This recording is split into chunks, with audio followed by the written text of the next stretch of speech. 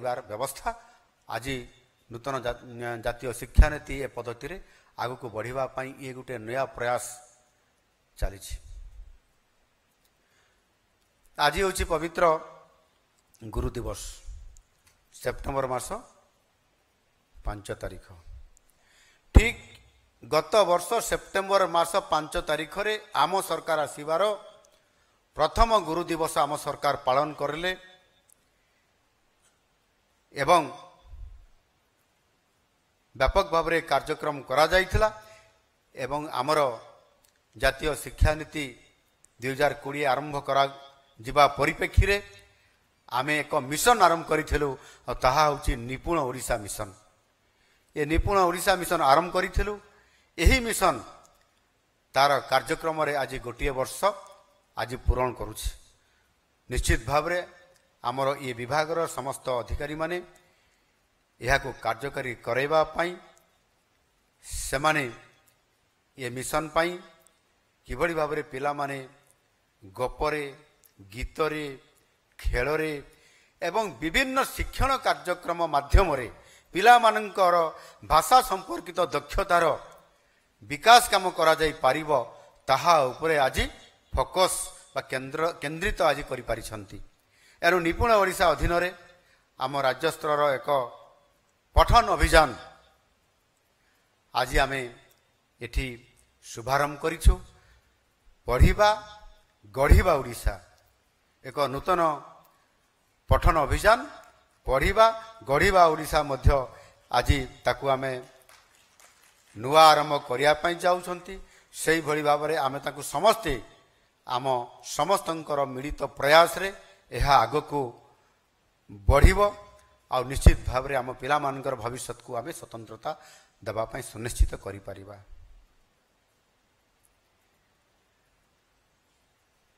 ଆଉ ଏହା ମାଧ୍ୟମରେ ଶିକ୍ଷାର୍ଥୀଙ୍କର ମଧ୍ୟରେ ନିୟମିତ ଏବଂ ସ୍ୱାଧୀନ ପଠନ ଅଭ୍ୟାସକୁ ପ୍ରୋତ୍ସାହିତ କରାଯାଇପାରିବ।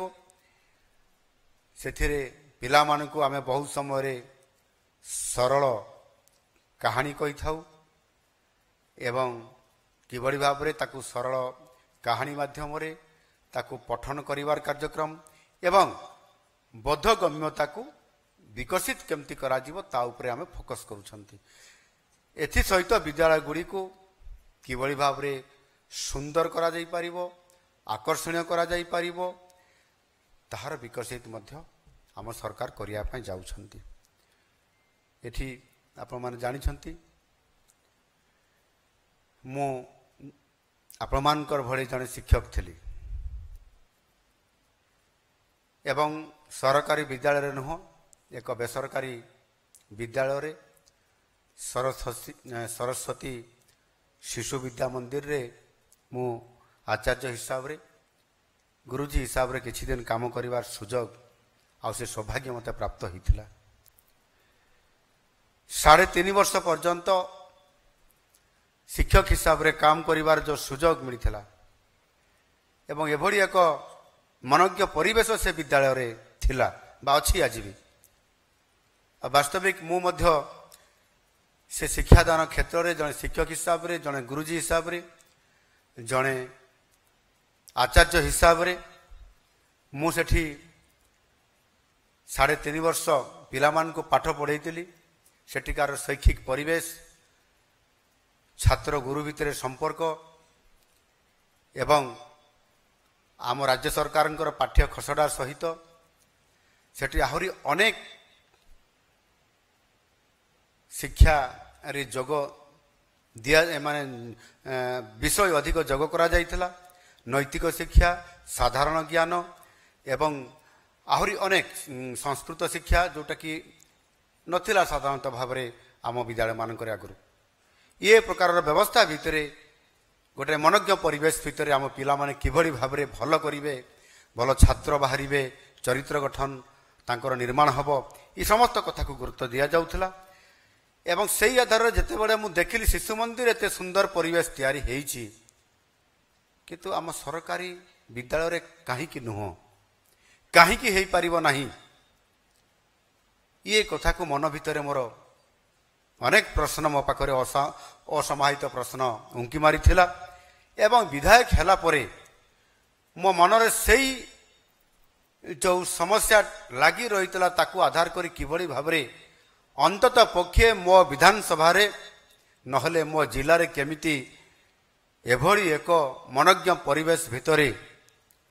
ଶିକ୍ଷା କ୍ଷେତ୍ରରେ ଗୁଣାତ୍ମକ ମାନ ଶିକ୍ଷା ସହିତ ଗୋଟିଏ ଆଦର୍ଶ ବିଦ୍ୟାଳୟ କିଭଳି ଭାବରେ ପ୍ରତିଷ୍ଠା ହୋଇପାରିବ କରାଯାଇପାରିବ ଇଏ ଅସମାହିତ ପ୍ରଶ୍ନକୁ ନେଇ ମୁଁ ବିଧାନସଭା ବାହାରେ ତତ୍କାଳୀନ ମୁଖ୍ୟମନ୍ତ୍ରୀଙ୍କର ପାଖରେ ଜିଲ୍ଲାପାଳଙ୍କ ନିକଟରେ ଅନେକ ସମୟରେ ମୁଁ ଚିଠି ଦେଇଥିଲି, ପ୍ରସ୍ତାବ ଦେଇଥିଲି, ଆଲୋଚନା କରିଥିଲି ଯେ ଏକ ଗୁଣାତ୍ମକ ମାନର ଆଦର୍ଶ ପ୍ରାଥମିକ ସ୍ତରରେ ଶିକ୍ଷାକୁ କିଭଳି ଭାବରେ ସୁନିଶ୍ଚିତ କରାଯାଇପାରିବ। ଯଦିଓ ସେଦିନ ମୋ କଥାକୁ ପୂର୍ବ ସରକାର ଗ୍ରହଣ କରିନଥିଲେ, ଗୁରୁତ୍ୱ ଦେଇନଥିଲେ, ମୁଁ ବହୁତ ଚିନ୍ତିତ ବି ଥିଲି, କିନ୍ତୁ ମୁଁ ହତୋତ୍ସାହ ହୋଇନଥିଲି ଏବଂ ଭାଙ୍ଗି ପଡ଼ିନଥିଲି। ମୋର ସଂଘର୍ଷକୁ ମୁଁ ଜାରି ରଖିଥିଲି। ସମୟ ବଦଳିଲା ଆଉ ମୋତେ ନିଜେ ଓଡ଼ିଶାର ଜନସାଧାରଣ ମୋତେ ସେ ଦାୟିତ୍ୱ ଦେଲେ ଯେ ଆପଣ ନିଜେ ଦାୟିତ୍ୱ ନିଅନ୍ତୁ। ମହାପ୍ରଭୁ ଜଗନ୍ନାଥ ମୋତେ ଆଶୀର୍ବାଦ କରିଲେ ଏବଂ ଦାୟିତ୍ୱ ଦେଲେ ଆପଣ ନିଜେ ଏଭଳି ଏକ ଶିକ୍ଷାର ମନୋଜ୍ଞ ପରିବେଶ ସହିତ ନୂତନ ଶିକ୍ଷା ପଦ୍ଧତି ଭିତରେ ଏକ ଆଦର୍ଶ ଏକ ମଡେଲ ହିସାବରେ ଶିକ୍ଷାର ବ୍ୟବସ୍ଥାକୁ ତିଆରି କରନ୍ତୁ। ଆଉ ମୋର ଆଜି ପରମ ସୌଭାଗ୍ୟ ଯେ ଆଜି ଆପଣମାନଙ୍କର ସମସ୍ତଙ୍କର ସଦିଚ୍ଛା ଏବଂ ମାନନୀୟ ମୋଦିଜୀଙ୍କର ଦିଗ୍ଦର୍ଶନରେ ଆଜି ମୋତେ ରାଜ୍ୟର ସେଇ ସେବା କରିବା ପାଇଁ ଏ ଶିକ୍ଷାର ବ୍ୟବସ୍ଥାକୁ ପରିବର୍ତ୍ତନ କରିବା ପାଇଁ ଆଜି ସ୍ୱତନ୍ତ୍ରତା ଆଜି ଦାୟିତ୍ୱ ମୋତେ ଦିଆଯାଇଛି। ଆଉ ଆଜି ମୁଁ ମଧ୍ୟ ତାହାର କିଭଳି ଭାବରେ ଭରପୁର ଉପଯୋଗ କରାଯାଇପାରିବ ଶିକ୍ଷା କ୍ଷେତ୍ରରେ ଓଡ଼ିଶାରେ ଏକ ଐତିହାସିକ ବୈପ୍ଳବିକ ଏକ ପରିବର୍ତ୍ତନ ଅଣାଯାଇପାରିବ। ଆଉ ସେଥିପାଇଁ ଆମ ସରକାର ଆଜି କାର୍ଯ୍ୟରତ। ଏଠି ଆମର ଶିକ୍ଷାମନ୍ତ୍ରୀ କହୁଥିଲେ ଗୋଦାବରୀଶ ମିଶ୍ର ଆଦର୍ଶ ପ୍ରାଥମିକ ବିଦ୍ୟାଳୟ ଯୋଜନା ଆଜି ଆମ ସରକାର ହାତକୁ ନେଇଛନ୍ତି। ଯେଉଁ କଥା ମୁଁ କହୁଥିଲି ଏକ ଆଦର୍ଶ ବା ମଡେଲ ହିସାବରେ ଆମେ ତିଆରି କରିବା। ପ୍ରଥମେ ପ୍ରତି ପଞ୍ଚାୟତ ସ୍ତରରେ କେମିତି ଗୋଟିଏ ଗୋଟିଏ ବିଦ୍ୟାଳୟ ପ୍ରତିଷ୍ଠା କରିବା। ସେଥିରେ ଯେମିତି ଆପଣଙ୍କର ପ୍ରତି ବ୍ଲକରେ ଗୋଟିଏ ଗୋଟିଏ ଗତ ସରକାର ଓଡ଼ିଶା ଆଦର୍ଶ ବିଦ୍ୟାଳୟ ପ୍ରତିଷ୍ଠା କରିଛନ୍ତି, କିନ୍ତୁ ସେଇଟା CBSE ପାଟର୍ଣ୍ଣରେ ଆମେ ଆମ ଓଡ଼ିଶା ସରକାରଙ୍କର ବା ଜାତୀୟ ଶିକ୍ଷାନୀତି ଆଧାରରେ ହିଁ ଏକ ମଡେଲ ସ୍କୁଲକୁ ଆମେ ଛିଡ଼ା କରିବା ପାଇଁ ପଡ଼ିବ। ଆଉ ସେଇ ଦୃଷ୍ଟିକୋଣରୁ ଗୋଦାବରୀଶ ମିଶ୍ର ଆଦର୍ଶ ପ୍ରାଥମିକ ବିଦ୍ୟାଳୟର ପରିକଳ୍ପନା 2019 ମସିହାରୁ ଯେତେବେଳେ ମୁଁ ଏହା ଉପରେ କେନ୍ଦ୍ରିତ କରି ସରକାରଙ୍କର ଉପରେ ଦାବି କରି ଆସୁଥିଲି, ଆଉ ତାହା ନିଶ୍ଚିତ ଭାବରେ ଏକ ସ୍ୱତନ୍ତ୍ରତା ପାଇବ। ଅତ୍ୟାଧୁନିକ ପ୍ରାଥମିକ ବିଦ୍ୟାଳୟ ତା ଭିତରେ ପଶିବ, ଆଦର୍ଶତା ରହିବ। ଯେଭଳି ଭାବରେ ସେଇ ପୁରାତନ ଏକ ଆଦର୍ଶ ଶିକ୍ଷା ପରିବେଶ ଥିଲା ଯେଉଁଠି, ଆଉ ସେଇଟା ହେଉଛି ସତ୍ୟବାଦୀ ବନବିଦ୍ୟାଳୟରେ ଯେଉଁଠି ପଞ୍ଚସଖା, ସେଇ ସତ୍ୟବାଦୀ ବନବିଦ୍ୟାଳୟରେ ଏକ ଆଦର୍ଶ ଶିକ୍ଷାର ପରିବେଶ ଏବଂ ଏକ ବିଦ୍ୟାଳୟ ପ୍ରତିଷ୍ଠା କରିଥିଲେ। ପିଲାମାନଙ୍କୁ କିଭଳି ଭାବରେ ଆଦର୍ଶ ଭାବରେ ଶିକ୍ଷା ପରିବେଶ ସୃଷ୍ଟି କରିକିରି ତାଙ୍କୁ ଶିକ୍ଷାଦାନ ପ୍ରଦାନ କରାଇବେ, ଆଉ ଏହାଦ୍ୱାରା ପିଲାମାନେ କିଭଳି ଭାବରେ ଏକ ମଡେଲ ହିସାବରେ ବାହାରିବେ ଏବଂ ଗୋଟିଏ ବ୍ୟାପକ ଭାବରେ ଶିକ୍ଷାର ପରିବର୍ତ୍ତନ ଆଗାମୀ ଦିନରେ କରାଯାଇପାରିବ। ଆଜି ଇଏ ଗୋଦାବରୀଶ ମିଶ୍ର ପ୍ରାଥମିକ ଆଦର୍ଶ ବିଦ୍ୟାଳୟ ଇଏ ଆରମ୍ଭ ହୋଇଯାଇଛି। ଏଥିରେ କେଉଁ ବିଦ୍ୟାଳୟରେ କେବେଠାରୁ ଆରମ୍ଭ କରାଯିବ ତାର ସ୍ୱତନ୍ତ୍ରତା ଆମ ବିଭାଗ ତାକୁ ଦେଖୁଛନ୍ତି। ପ୍ରଥମ ପର୍ଯ୍ୟାୟରେ 835ଟି ବିଦ୍ୟାଳୟ ନିର୍ମାଣ କରାଯିବ ଏବଂ ତାର କିଛି କ୍ରାଇଟେରିଆ ଅଛି। ସେ କ୍ରାଇଟେରିଆ ଆଧାରରେ ଏବଂ ପ୍ରାୟତଃ ପ୍ରତ୍ୟେକ ପଞ୍ଚାୟତ ସ୍ତରରେ ଏ କାର୍ଯ୍ୟକ୍ରମକୁ ଆମେ ହାତକୁ ନେଉଛୁ। ମଡେଲ 1, ମଡେଲ 2 ଏଇଭଳି ଭାବରେ କାର୍ଯ୍ୟକ୍ରମ କରାଯିବ ଏବଂ ସେଥିରେ ପାଖାପାଖି ପ୍ରାୟ ପ୍ରତ୍ୟେକ ବିଦ୍ୟାଳୟରେ 5 କୋଟିରୁ 7 କୋଟି ଟଙ୍କା ପର୍ଯ୍ୟନ୍ତ ମଧ୍ୟ ଖର୍ଚ୍ଚ କରାଯିବ। ଗୋଟିଏ ହେଉଛି ତାହାର ଭିତ୍ତିଭୂମି ଗୋଟିଏ ପାର୍ଟ, ଆଉ ଗୋଟିଏ ପାର୍ଟ ହେଉଛି ଗୁଣାତ୍ମକ ଶିକ୍ଷା ପ୍ରଦାନ କରିବା ପାଇଁ ଆବଶ୍ୟକୀୟ पदक्षेप नेबा कौन पदक्षेप निया जिवो कौन कले आम विद्यालय रे आदर्शता रही पारिबो गुणात्मक शिक्षा प्रदान करा जाई पारिबो इहा को गुरुत्व आरोप करने सहित शैशव शिक्षा को किभली भाव में सुदृढ़ करा जाई पारिबो जहा केंद्र शिक्षा नीति आधार रे ताकू अडॉप्ट करा जायछि सेथिपई आम ओडिशा स्तर रे आमे प्राक प्राथमिक शिक्षा को एक शिशु बाटिका नाम दीचु ये शिशु बाटिका तार आरंभ होईछि शिशु बाटिका रे प्रथम रो ही छोट बेलू पिला मान को उत्तम परिवेश सहित गुणात्मक शिक्षा देवा पई आमे ये कार्यक्रम आज हाथ को नौछंती आउ सेथिपई प्राय राज्य रे 45,000 प्राथमिक विद्यालय रे शिशु बाटिका ये कार्यक्रम आरंभ करा जायछि 5 ରୁ 6 वर्ष बयसर पिला मान को प्राक प्राथमिक शिक्षा एथिरे प्रदान करा जाउछि आउ सेथिरे मध्य आमे पिला मान को जत्न नेबा तांको सहायता देबा पई शिशु सेविका को मध्य नियुक्ति देबा पई जाउछु एहा द्वारा सेठी शिशु सेविका हिसाब रे जणे महिला नियुक्ति भी हेबे एवं तांकर सेवा प्रदान करिवे आस स्कूल जिबा ये जो अभियान आस स्कूल जिबा ये अभियान अधीन रे मध्य कार्यक्रम चली एथिरे आरंभ रु 18 वर्ष पर्यंत जो बयसर पिला माने ड्रॉप आउट होउछंती सेमानंकर पाठ पढ़ार उन्नति हेउ नाही आउ सेथि पई जो परिवार 18 वर्ष बयस पर्यंतर जो पिला माने अछंती तांको घर को घर सर्वे करा जाउछि स्कूल जाउ नथुआ पिला मान को चिन्हट करिबा सेमानंकर पाठ छाड़ीबार कारण कोन पचारि बुझिबा स्वतंत्र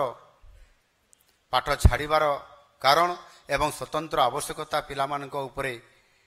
को परिस्थिति देकरी जाइछि तार स्थिति मूल्यांकन करिबा ये समस्त कथा को गुरुत्वर सह आज आम सरकार नहीं एवं गत 5 वर्ष मध्य शिक्षार व्यवस्था रे प्रवेश करिवार आशा करा जाउथबा जो पिला मान को ता भितरे तांकर संख्या आकलन करिबा एवं यही अभियान रो जो उद्देश्य अछि ताकू साकार करिबा पई आगामी दिन कार्यक्रम मध्य ए कार्यक्रम माध्यम रे समान को कार्यकारी करिया पई पड़िबो आ सेथि पई ए काम मध्य आम स्कूल जिबा ए कार्यक्रम रे स्वतंत्रता दिया जाइछि शिक्षार एक अनुकूल वातावरण एवं परिवेश सृष्टि करिबा आउ से आधार रे विकसित ओडिशा को लक्ष्य हासिल करिबा निमंते आमे आज शिक्षा क्षेत्र रे मध्य डिजिटल एवं आर्टिफिशियल इंटेलिजेंस आधारित शिक्षा प्रदान ताको प्रचलन करिया पई आज आम सरकार मध्य निष्पत्ति नेबा पई जाउछंती जातीय शिक्षा नीति अनुसार भाषा प्रचलन भली अनेक आधुनिक पद्धति रे शिक्षा प्रदान करेबा यह होची हमर मूल उद्देश्य ये समस्त कथा को गुरुत्वर सहित विचार को नहीं आम सरकार अर्थात लोकंकर सरकार राज्य रे प्राथमिक शिक्षा को तार विकास केमती हेई पारिबो आउ सेथि पई आम सरकार प्रतिश्रुतिबद्ध आउ सेथि पई चलित वर्ष बजेट रे जहा माननीय शिक्षा मंत्री कहूतिले जे आमे रेकर्ड परिमाण रे बजेट रे व्यवस्था करिछु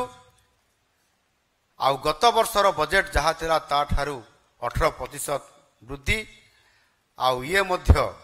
आम सबु विभाग रो जो बजेट अछि ता ठारू सर्वाधिक एवं 31,000 कोटी टंका रो व्यय बराद मध्य करा जायछि ये शिक्षा व्यवस्था रे स्वतंत्रता आमे देबा द्वारा ये खाली ओडिसा रे नुह बजेट अनुपात रे देश रे प्रथम 5 गोटी राज्य भितर मध्य आमर स्वतंत्रता अछि आ से आधार रे आमे आज बहुत स्वतंत्रता देइछु आम प्राथमिक शिक्षा को आउ एथिरो ही आपण माने जानि पारुथिबे जे शिक्षा प्रति किभली भाव रे आम सरकार आज गुरुत्व दउछंती आपण माने जानिथिबे आज हला 5 तारीख गोटे दिन पूर्वरु थिला 3 तारीख 3 ତାରିଖରେ जीएसटी काउंसिल रो 56तम बैठक अनुष्ठित होइथिला। मोर भी सौभाग्य थिला जे से जीएसटी काउंसिल बैठक रे मु उपस्थित थिली। मुख्यमंत्री हिसाब रे नुह अर्थमंत्री हिसाब रे।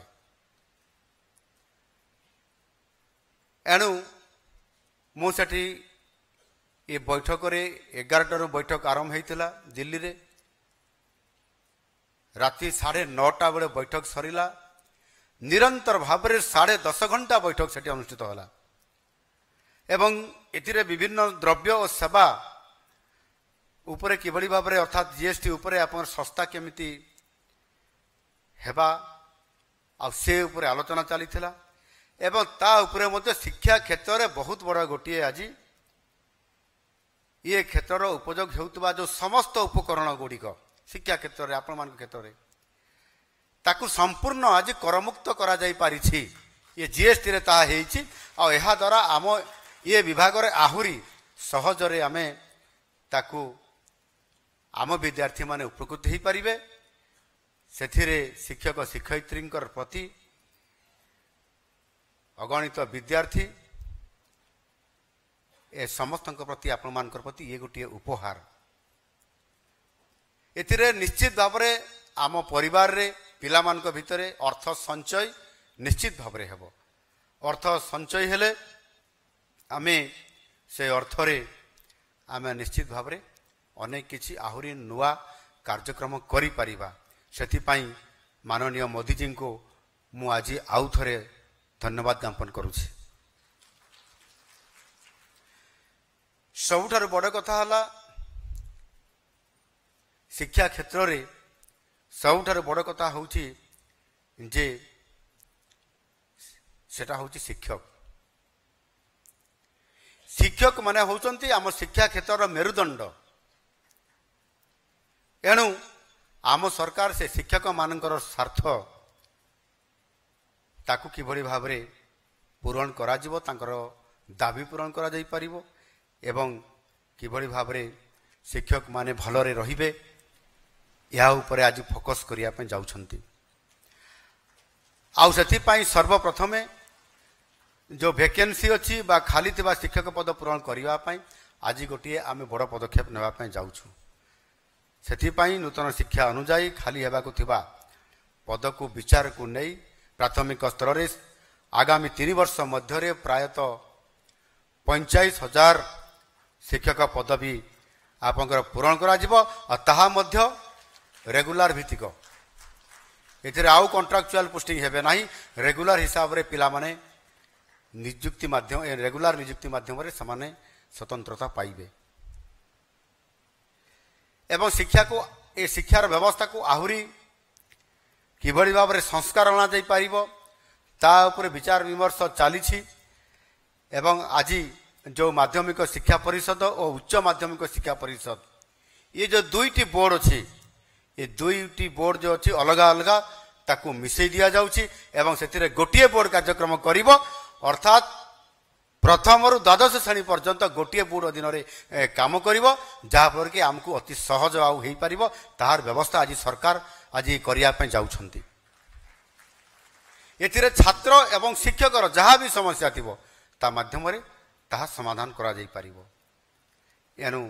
एथिरे निश्चित भाव रे आज जो माने एठी उपस्थित अछंती आम समस्तंकर गुरुंकर प्रति आज मोर विशेष अनुरोध जे जड़े पिला तार पितामातांकर ठारे सी जेतिकी समय रहुछि ताहार शिक्षक ठारे बा गुरुजी पाखरे मध्य सेतिकी समय से रहुछि। एणु किभली भाव में आमे पिला बापा माँ पाखरे रहुछि शिक्षक पाखरे रहुछि एवं एते समय धरिक एत से पिलाटी अतिवाहित करुछि जेतेबेले स्कूल को आसुछि बापा माँ भरोसा करुछंती शिक्षक उपरे गोटे कमलमती पिलार मन को जानिबा एवं भरोसा करिथिबा बापा माँ शिक्षक उपरे अनेक समय शिक्षक मानकर बदली करा जाय थाए जो शिक्षक भल ना ताकू ट्रांसफर करदेवा आ जो शिक्षक भल अच्छा बोली आम शुणिले ताकू कड़े बड़े कौशले पॉलिटिकल पावर लगेकरी प्रेसर करी बदली कर निज विद्यालय को आनिबा एमती अनेक देखा जाउछि आपण माने तार भक्तभोगी आ से दृष्टिकोण आपण मानकर पाखरे जो गुरुदायित्व दि जाइछि ताहा शिक्षक शिक्षयित्री भूमिका अत्यंत गुरुत्वपूर्ण एणु शिक्षक भाव में पिला मानकर मनोभाव को केमती आम बुझीबा एवं तार मनोभाव को बुझिकरी तांको किभली भाव में आम पाठ पढ़ेबा एवं तार भावावेग कौन अच्छी से कौन चाहूँगी कौन करले आम ठीक रास्ता ताकू पकई पारिबा एवं ताहा द्वारा निश्चित भाव में पिलाटी ठीक रास्ता आम थरे धरईदेले से सही स्तर में शिक्षकों कथा मानिक चलो एवं गोटे ताहार गोटे कौटी ना कौटी वीक पॉइंट थी एवं आपण मानकर सहित केते बड़े ना केते बड़े गोटे इमोशनाली गोटे कनेक्ट होबार आवश्यकता अच्छी जदि भाव प्रवणता सहित जदि गोटे संजोग हो इमोशनाली कनेक्ट हो ताले आप जानिले जे से आपंकर कथा को सब मानिब एवं भल पाठ पढ़िब एवं ताहा सहित मध्य तार चरित्र गठन करिबारे मध्य आपण मानकु ठीक रास्ता नापी सहज हो ये कथा को स्टडी करवा ये कथा को आपण माने अध्ययन करी तार भावावेग को बुझी पारिबा केवल शिक्षक ही बुझी पारिबो आ से आधार में आपण मानकु निश्चित भाव में जीवाई पड़ो आज दिन में पिलाटी पाठ पढ़ले चाकरी करिवो ये मिशन रे आम रहा कथा नुह चाकरी आउ नहीं अर्थात आम केवल चाकरी करने पाठ पढ़ेबा से मिशन रे आम न रही किभली भाव में तार शिक्षा रे पूर्णांगता आसीबो एवं ताहार रुचि कछि कौ विषय प्रति कौ आड़ को से ढलुछि आउ भल भाव में आपण माने जानिछंती आजिर दिन रे विभिन्न क्षेत्र रे आजिकाली जो सुजोग सी आउ सीमित नहीं ये सुजोग असीमित अच्छी आज यदि से भल करिवो ताहले से कौ रास्ता को बाछुची सही आड़ को आम उपयुक्त समय मार्गदर्शन करके नहीं जावा यहीटा हूँ मोर आपण मान को अनुरोध आपण तार लुकायित थिबा प्रतिभा को चिन्हट करंतु एवं चिन्हट करला परे आपण अनुध्यान करके सही रास्ता थरे जदि ताकू आपण नहीं जिबे ताले से पिला निश्चित भाव में आपण मानकर बेस्ट प्रैक्टिस रे से पिलाटी मध्य ता जीवनर सबुठारु भल विभाग रे भल रास्ता खोजिक से आग को जाई परिबो एणु आपण माने जणे जणे मेंटर हिसाब रे काम करूछंती आ सेही अनुसार काम मध्य करंतु निश्चित भाव रे ये सुजोगर सीमा नहीं एवं आपण माने आज एभली एक परिवेश भितर गुरु दिवसर अवसर रे जो स्वप्न पिला देखा चाहूँगी से सुजोग आप पहुँचाई दिंतु जे ये से बेस्ट कर बेस्ट करने आप से रास्तार देखु निश्चित भाव में पिलार भविष्य उज्जवल रहिबो एवं से आम देशर भविष्य आम देशर भाग्य विधाता होकर काली ए समाज गुरुत्वपूर्ण दायित्व नहीं काम करिवो यह आम फोकस करिवार मध्य आवश्यकता अच्छी समृद्ध ओडिशा विकसित भारत ये गढ़ा से छात्र छात्री माने ही आम ये समाज एक अविच्छेद्य अंग ता हिसाब से काम करेंगे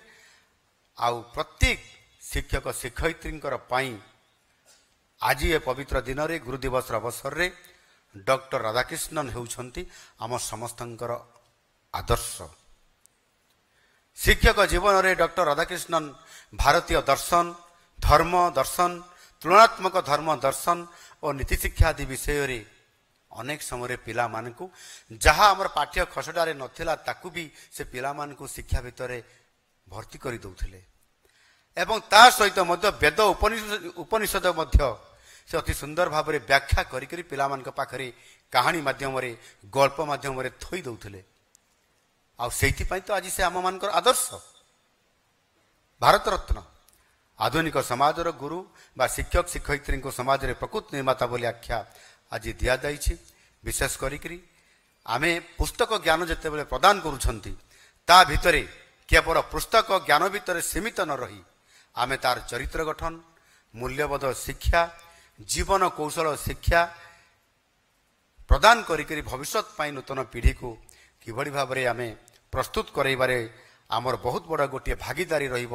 ତା ଉପରେ ଫୋକସ୍ କରିବାର ଆବଶ୍ୟକତା ଅଛି। ଏକ ଶକ୍ତିଶାଳୀ ଏବଂ ବିକଶିତ ସମାଜ ଗଠନ ପାଇଁ ଶିକ୍ଷକ ଶିକ୍ଷୟିତ୍ରୀଙ୍କର ଭୂମିକା ଅର୍ଥାତ୍ ଆପଣମାନଙ୍କର ଭୂମିକା ଅତୀବ ଗୁରୁତ୍ୱପୂର୍ଣ୍ଣ। ଆଉ ସେହି ଆଧାରରେ ନିଶ୍ଚିତ ଭାବରେ ଆମର ପ୍ରଗତି ପଥ ଆଗକୁ ବଢ଼ିବ। ସେଥିପାଇଁ ସରକାର ଯତ୍ନବାନ ଅଛନ୍ତି ଏବଂ ଆମକୁ ଆଜି ଯେଉଁ ଆଦର୍ଶ ଡକ୍ଟର ରାଧାକ୍ରିଷ୍ଣନ ଆଜି ଆମକୁ ଦେଇ ଯାଇଛନ୍ତି, ଆମେ ଆଜିର ଦିନରେ ସଂକଳ୍ପ ନିଶ୍ଚିତ ଭାବରେ ନେବାର ଆବଶ୍ୟକତା ମୁଁ ମନେ କରେ। ତାକୁ ଆଦର୍ଶ କରି ଏକ ଆଦର୍ଶ ଶିକ୍ଷା ବ୍ୟବସ୍ଥା ଆମେ ସମସ୍ତେ ମିଶିକରି ସରକାର, ଶିକ୍ଷକ ବିଭାଗ, ଜନସାଧାରଣ, ବୁଦ୍ଧିଜୀବୀ ସମସ୍ତଙ୍କର ସହିତ ଏକ ମିଳିତ ଉଦ୍ୟମରେ ଆମେ ତାକୁ ନିଶ୍ଚିତ ଭାବରେ ଏକ ଆଦର୍ଶ ଶିକ୍ଷା ବ୍ୟବସ୍ଥା ଗଢ଼ି ତୋଳିବା, ଯେଉଁଠି ଆମ ପିଲାମାନଙ୍କର ଭବିଷ୍ୟତ ଉଜ୍ଜଳ ଥିବ। ଆଜି ଏହି ପବିତ୍ର ଗୁରୁ ଦିବସର ଅବସରରେ ଶିକ୍ଷକ ଶିକ୍ଷୟିତ୍ରୀମାନଙ୍କର ଏହି କଠିନ ପରିଶ୍ରମ ଏବଂ ଉଦ୍ୟମ ଆଉ ଚେଷ୍ଟା ପାଇଁ ଆମେ ଚଳିତ ବର୍ଷ ରାଜ୍ୟ ଏବଂ ଜିଲ୍ଲା ସ୍ତରରେ ଶ୍ରେଷ୍ଠ ଶିକ୍ଷକ ଶିକ୍ଷୟିତ୍ରୀମାନଙ୍କୁ ମୁଖ୍ୟମନ୍ତ୍ରୀ ଶିକ୍ଷା ପୁରସ୍କାର ବ୍ୟବସ୍ଥା କରି ଏକ ସ୍ୱତନ୍ତ୍ରତା ଦେଇ ଆମେ ଇଏ ପୁରସ୍କାରର ବ୍ୟବସ୍ଥା କରାଯାଇଛି ଏବଂ ସେଥିରେ ଶିକ୍ଷକମାନଙ୍କୁ କେବଳ ପୁରସ୍କାର ନୁହଁ, ତାଙ୍କୁ ସମ୍ମାନିତ କରାଯାଉଛି ଏବଂ ପୁରସ୍କାର ଦିଆଯାଉଛି। ଏଭଳି କାର୍ଯ୍ୟକ୍ରମ ମାଧ୍ୟମରେ ଆଜି 70 ଜଣ ଶିକ୍ଷକଙ୍କର ସହିତ ଜିଲ୍ଲା ଶିକ୍ଷା ଓ ପ୍ରଶିକ୍ଷଣ ପ୍ରତିଷ୍ଠାନ, ଜିଲ୍ଲା ଶିକ୍ଷା ଅଧିକାରୀ, ବ୍ଲକ ଶିକ୍ଷା ଅଧିକାରୀ ମଧ୍ୟ ଆଜି ଆମ ସାମ୍ନାରେ ଆପଣମାନଙ୍କର ଉପସ୍ଥିତିରେ ଏଠି ପୁରସ୍କୃତ ହୋଇଛନ୍ତି। ମୁଁ ସେମାନଙ୍କୁ शुभेच्छा और अभिनंदन जनाऊँगी। समस्ते तांको टिके जोरदार करताली देई आमे तांको आउ थरे आमे स्वागत करिबा एवं सम्मानित करिबा एवं ता सहित शिक्षा क्षेत्र में उत्कर्षता प्रतिपादन पाई तीनोटी जिला को आमे जगतसिंहपुर जिला, झारसुगुड़ा जिला एवं खोर्धा जिला को आमे मध्य सम्मानित करिसंती एवं अर्थराशि मध्य पुरस्कार करिसंती। प्रथम जिला स्थान जी अधिकार करले को जिला झारसुगुड़ा जिला, तांको बोधे 3 कोटी टंकार पुरस्कार दिया जाउछि एवं द्वितीय खोर्धा जिला तांको 2 कोटी टंका पुरस्कार दिया जाउछि एवं जगतसिंहपुर जिला तांको मध्य 1 कोटी टंका तृतीय स्थान हिसाब रे तांको पुरस्कार आज प्रदान करा जाउछि। मु ए तीनोटी विद्यालय को आज मुख्यमंत्री शिक्षा पुरस्कार माध्यम रे आमे ये जिला सहित जो शिक्षक शिक्षयित्री मान को सम्मानित करूछु, जो माने शिक्षा क्षेत्र में आपण माने एक नूतन परिवर्तन आनी पारिछंती। मु आपण मान को साधुवाद दउछि एवं धन्यवाद भी दउछि। आपण मानकर ये चला पथरे आपण माने आहुरी आम पिला मानकर पई शिक्षार ये शैक्षिक परिवेश पई आपण माने आगको आगको आहुरी आपनकर बेस्ट परफॉर्मेंस करी देखंतु। आपण माने समते जानिछंती शेष रे मु एति केवल कहिबी जे आम सरकार आसिला परे आमे समृद्ध ओडिशा गठन करिबा आम ओडिशा प्रदेश को ये आमर लक्ष्य। 2036 मसीह रे आम ओडिशा प्रदेश गठनर 100 वर्ष पूरण होउछि। ये 100 वर्ष पूरण होतवा समय रे मो स्वप्नर ओडिशा आम स्वप्नर ओडिशा किभଳି हेइथिबो आमे की रूप रे आमे ताकू देखिबा, ये प्रकार जो आमर एक समृद्ध ओडिशार जो परिकल्पना करा जायछि सेथिरे आम पिला माननको आज दिन रे आमे तयारी गढ़िबा एवं समानको एभଳି एक स्तर रे पहुंचेबा समान दायित्ववान नागरिक होइकरी आज तयारी हेबा पई आमे संकल्प नै कि समान को तयारी करिबा एवं से छात्र छात्री मानकर वर्तमान रो जो तांकर प्रतिभा उपरे आमर समृद्ध ओडिशा निर्भरशील हबो। जदि आमे आजिरु गढ़ी तोड़ी थिबा एवं आसंता 11 वर्ष ये कालखंड कम नुह आउ 11 वर्ष भितर 2036 मसीहा आसुची आउ सेतेबेले समृद्ध ओडिशा जेतेबेले आमे 7 वर्ष पालन करिया पई जिबा सेतेबेले किभଳି भाबरे ओडिशा को आमे विकसित करिथिबा एहा केवल आपण मानको ऊपर निर्भर आउ सेथि पई आपण मानको संकल्प नबा पई पड़िबो। ଆମ ପିଲାର ଭଲ ମନ୍ଦ ଆପଣମାନେ ଜାଣନ୍ତି, ତାହାର ଦାୟିତ୍ୱ ଆପଣମାନଙ୍କର ପାଖରେ। ଉପଯୁକ୍ତ ଗାଇଡ଼ କରି ମଣିଷ କରିବା ଦାୟିତ୍ୱ ଆପଣମାନଙ୍କର। ମୁଁ ଆଶା କରିବି ନିଶ୍ଚିତ ଭାବରେ ପିଲାମାନଙ୍କର ଯେଉଁ ବଡ଼ ସ୍ୱପ୍ନ ତାକୁ ଆମେ ଦେଖେଇବା ଏବଂ ତାଙ୍କ ପାଇଁ ଆମେ ସମସ୍ତେ ଚେଷ୍ଟା କରିବା ଆମ ସମୃଦ୍ଧ ଓଡ଼ିଶା ଗଠନର ଲକ୍ଷ୍ୟ ସେଇଦିନ ହାସଲ କରିପାରିବା ଯେଉଁଦିନ ଆମ ପିଲାମାନେ ଜଣେ ଜଣେ ଏ ସୁସ୍ଥ ସମାଜର ବାତାବରଣ ଭିତରେ ନିଜକୁ ସୁସ୍ଥ ହିସାବରେ ସେମାନେ ଛିଡ଼ା କରିବେ, ନେତୃତ୍ୱ ନେବେ ଏବଂ ସମୃଦ୍ଧ ଓଡ଼ିଶା ତଥା ବିକଶିତ ଓଡ଼ିଶା ଗଠନ କରିବାରେ ପ୍ରମୁଖ ଭୂମିକା ନେଉଥିବେ। ଶେଷରେ ମୁଁ ଆମର ସ୍ୱଭାବ କବି ଗଙ୍ଗାଧର ମେହେରଙ୍କର ରଚିତ ଗୋଟିଏ ପଦ ଆବୃତ୍ତ କରି ମୋର ଅଭିଭାଷଣ ସାଙ୍ଗ କରିବି। ସେ ତାଙ୍କ ରଚିତ ଗୁରୁ ଶିଷ୍ୟରେ ଏକ ସୁନ୍ଦର ପଦ ରଚନା କରିଛନ୍ତି, ଯାହା ଗୁରୁ ଓ ଶିଷ୍ୟଙ୍କ ସମ୍ପର୍କକୁ ନିଖୁଣ ଓ ସମାବେଶୀ ଭାବେ ବ୍ୟକ୍ତ କରିଥାଏ। ନିଜକୁ ଯେ ନିରନ୍ତର ଶିଷ୍ୟ ରୂପେ ଗଣେ, ନିଜକୁ ଯେ ନିରନ୍ତର ଶିଷ୍ୟ ରୂପେ ଗଣେ, ନିଶ୍ଚୟ ସେ ଯୋଗ୍ୟତମ ଗୁରୁ ମଧ୍ୟ ଜଣେ। ଧନ୍ୟବାଦ। ଭାରତ ମାତା କି ଜୟ। ବନ୍ଦେ ଉତ୍କଳ ଜନନୀ। ଆଜି ଆମ ଶିକ୍ଷକମାନଙ୍କୁ ଏଠି ସମ୍ମାନିତ କରାଗଲା ଏବଂ ପୁରସ୍କାର ବି ଦିଆଗଲା ଏବଂ ଆମ ମାନଙ୍କ ଭିତରୁ ଯେଉଁମାନେ ଆହୁରି ସର୍ବଶ୍ରେଷ୍ଠ ହେଇକି ଜାତୀୟ ସ୍ତରକୁ ଜାତୀୟ ଶିକ୍ଷକ ପୁରସ୍କାର ଅର୍ଥାତ୍ ରାଷ୍ଟ୍ରପତି ପୁରସ୍କାର ପ୍ରାପ୍ତ ହେବା ପାଇଁ ଯୋଗ୍ୟ ଯେଉଁ ଶିକ୍ଷକମାନେ ହେଲେ